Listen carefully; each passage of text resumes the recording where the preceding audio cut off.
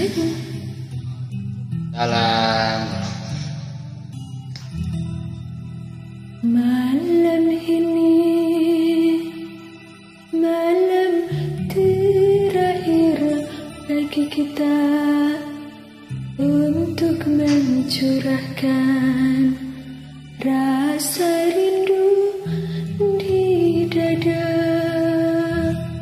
Esok aku akan pergi lama kembali. Harapkan agar engkau sabar menanti.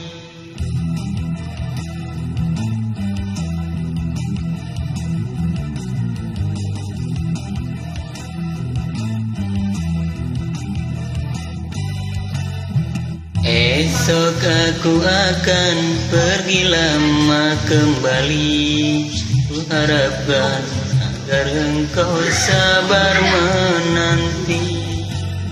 Aku akan sabar menantimu kembali selama jalan dan sampai berjumpa lagi.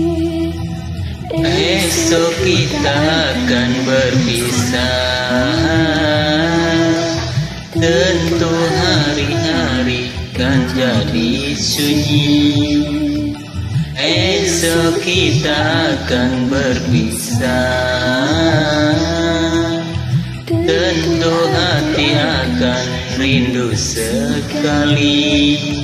Semakin lama kita berpisah, semakin mesra saat berjumpa.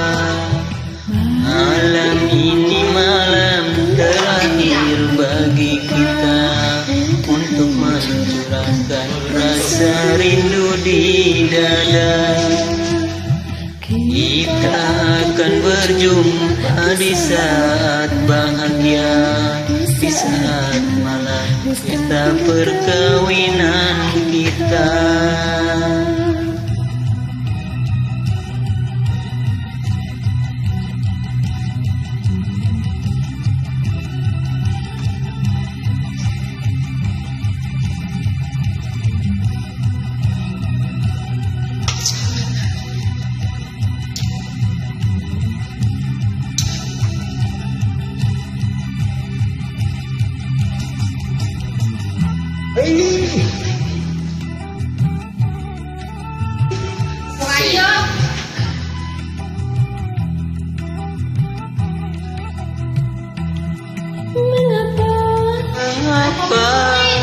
Mengapa hatiku berdebar-debar, seakan-akan ku ragu untuk merelakan kepergianmu kasih.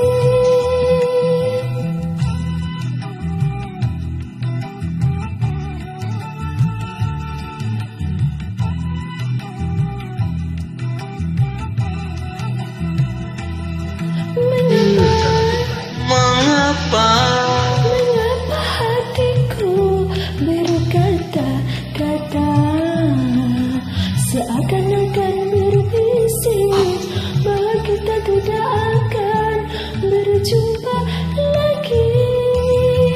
kepergianku hanya untuk kembali. Kita berpisah untuk berjumpa lagi, kecuali bila Tuhan menghendaki. Tentu saja kita harus rela hati, karena kehendaknya itu yang terjadi. Esok aku akan pergi lama kembali. Ku harapkan agar engkau sabar menanti. Aku akan sabar menantimu kembali selama jalan dan sampai berjumpa lagi.